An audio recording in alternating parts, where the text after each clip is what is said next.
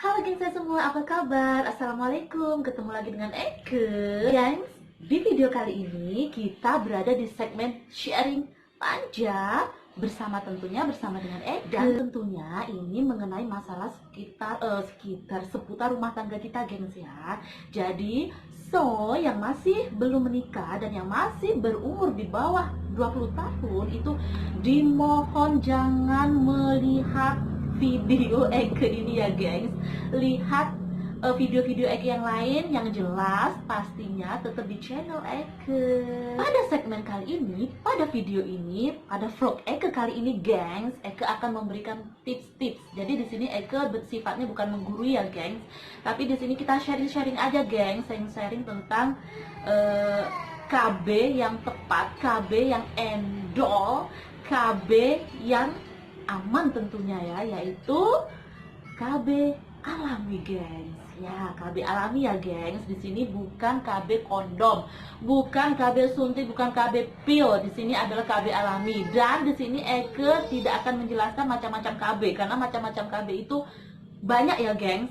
Manfaat, keuntungan, efek samping itu banyak sekali. Di sini Eke akan fokus pada KB alami yang Eke maksud itu salah satunya adalah KB kalender gengs. Jadi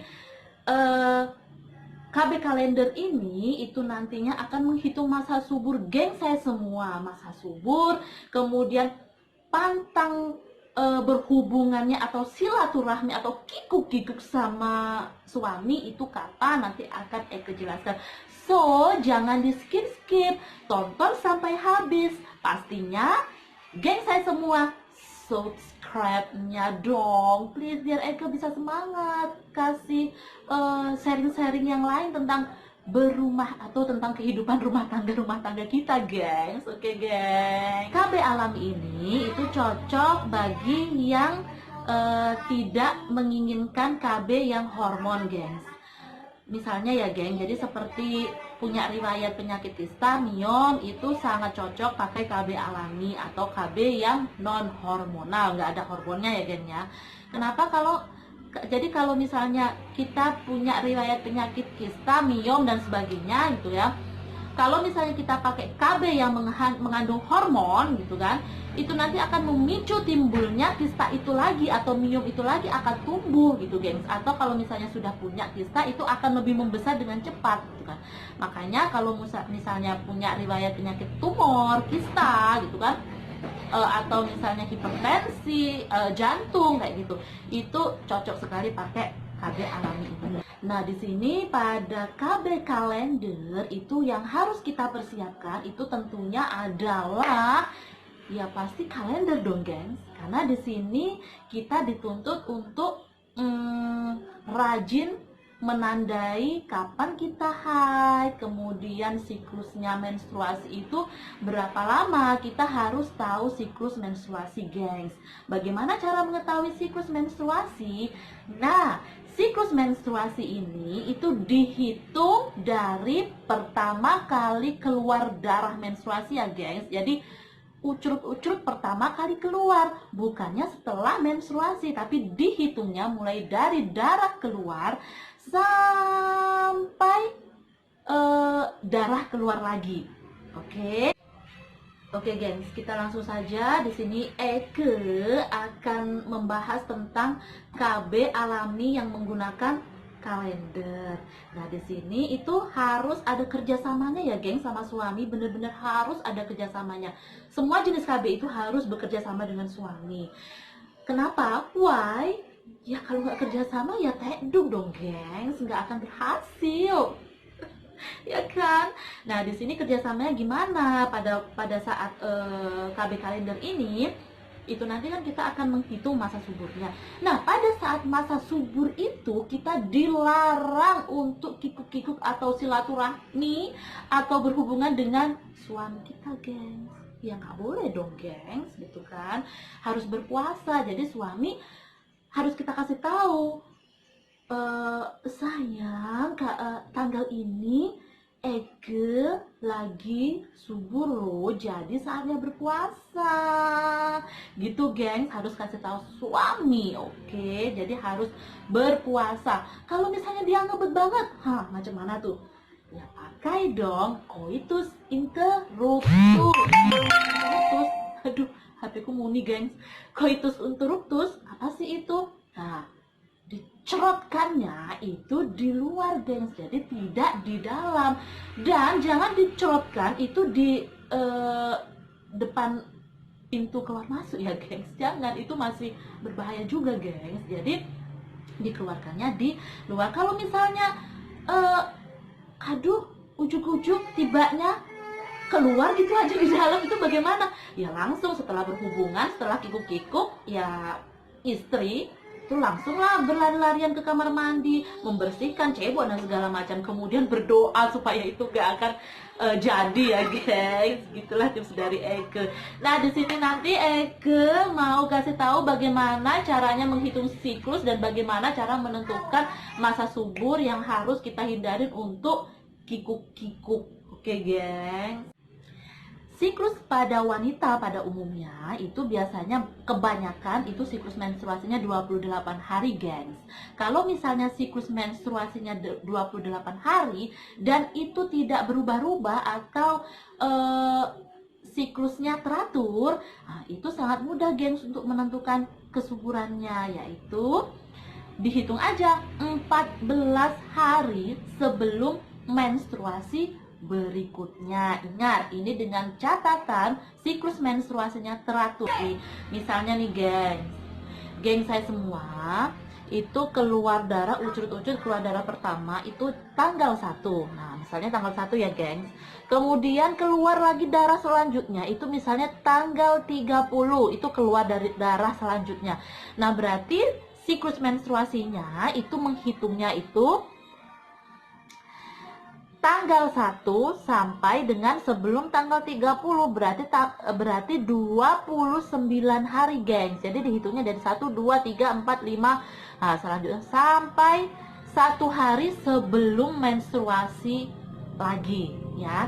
Jadi di sini misalnya tanggal 1 hari pertama sampai hari ini, berarti di sini sampai di sini hitungnya berarti 29 hari. Nah, seperti itu, gengs. Itu cara menghitung siklus menstruasi. Nah, kemudian kalau misalnya masa subur pada menstruasi yang teratur bagaimana? Misalnya nih, geng, masa suburnya.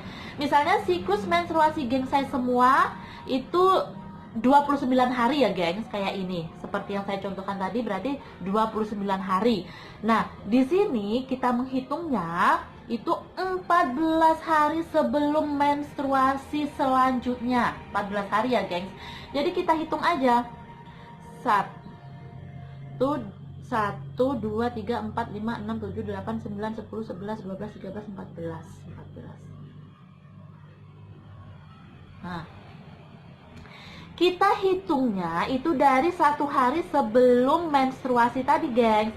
Jadi 1, 2, 3, 4, 5, 6, 7, 8, 9, 10, 11, 12, 13, 14. Nah, ini adalah saat kita ovulasi atau puncak dari masa subur kita. Nah, di sini rumusnya itu, gengs, plus minus 2. Jadi kita tambah lagi 2 hari sebelum ovulasi, puncak ovulasi, dan 2 hari setelah puncak ovulasi.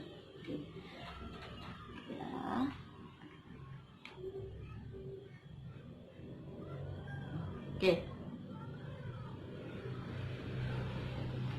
Nah, tadi di sini tadi kan puncak ovulasinya tanggal 16 nih, gengs. Ini udah ketandai nih. 2 hari mana tadi 16? Oke. 16. Jadi 2 hari setelah dan 2 hari sebelum puncak ovulasi. Di sini nih puncaknya, tapi ini kita masa subur juga, gengs. Ini kita ovulasi kita. Kenapa harus 2 sebelum dan 2 setelah? Karena gini, gengs. Misalnya kita berhubungan sebelum puncak ovulasi nih, berhubungannya ya, misalnya 2 hari sebelum, kikuk-kikuk sama suami, tapi kenapa tetap hamil? Iya, karena sperma itu di dalam rahim itu bisa bertahan selama 2 hari, guys. Jadi rumusnya itu harus plus minus 2 ya sebelum puncak ovulasi, karena ya itu tadi sperma bisa bertahan, geng, selama 2 hari. Banget ya. Wow, ternyata strong juga. Selanjutnya, gengs, itu gimana caranya untuk menghitung siklus menstruasi atau menentukan masa subur pada saat siklusnya tidak teratur ya, gengs. Itu kita menghitungnya atau menandainya itu selama 6 bulan, gengs. Jadi kita tulis siklus selama 6 bulan nih, kita catat ya siklusnya yang paling pendek, kemudian kita catat juga siklus yang paling panjang. Oke? Sampai di sini mengerti ya, geng? Nah, di sini rumusnya itu ada siklus yang terpendek itu dikurangi 18 ya, geng. Kemudian siklus yang paling panjang itu dikurangi 11. Jadi misalnya nih, oke, Eke tulis di sini ya. Jadi 25 dikurangin 18 itu hasilnya 7. Ini siklus menstruasi yang terpendek dikurangin 18. Sedangkan siklus menstruasi yang terpanjang itu dikurangin 11. Misalnya, geng saya semua punya siklus menstruasinya 30 hari. Ini yang terpanjang ya, geng. Jadi dikurangin 11, jadinya 19. Nah, masa subur geng saya semua itu bisa dihitung dari hari ke-7 setelah haid keluar. Jadi pada hari ke-7 setelah menstruasi atau haid pertama keluar sampai dengan hari ke-19, gengs. Jadi hari ke-7 sampai dengan hari ke-19 itu adalah masa subur, geng saya semua.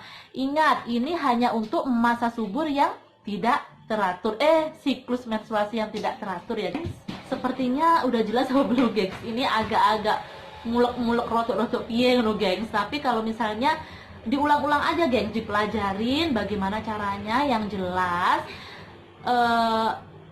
Kalau menggunakan KB dengan metode yang alami ini, gengs, itu harus kerjasama dengan suami ya. Terutama ada berpantang, ada puasanya.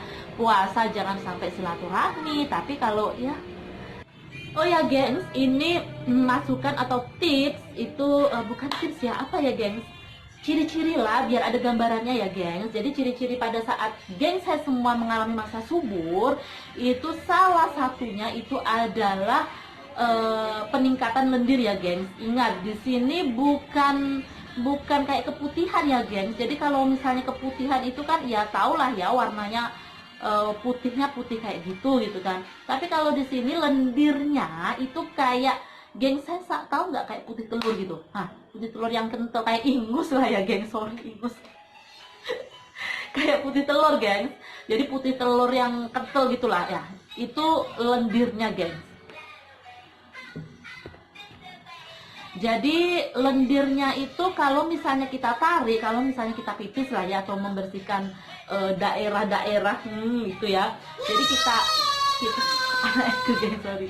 Jadi kita ambil, kita tarik ulur gini, gengs. Kalau misalnya elastisnya itu panjang, kita tarik itu bisa panjang sekali gitu.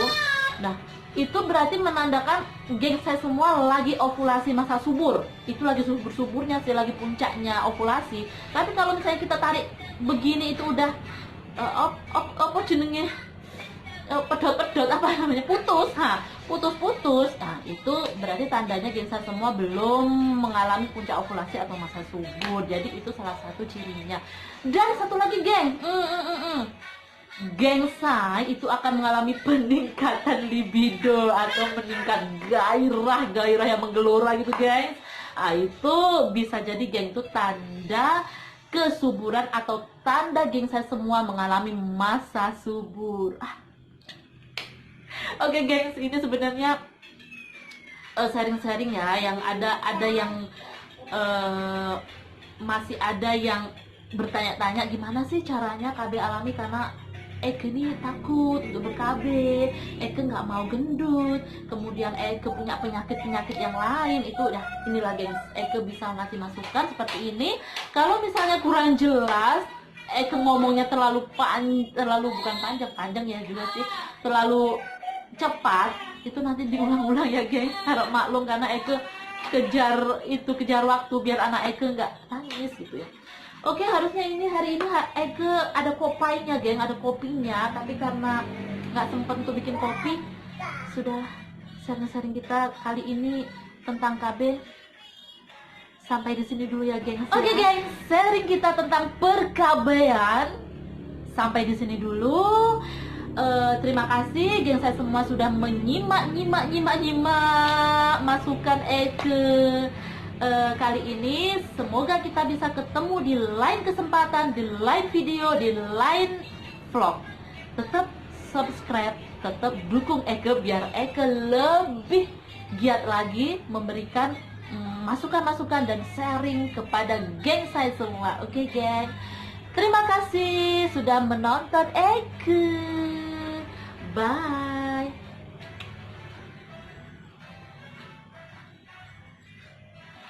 Lupa guys. Assalamualaikum warahmatullahi wabarakatuh. Bye bye.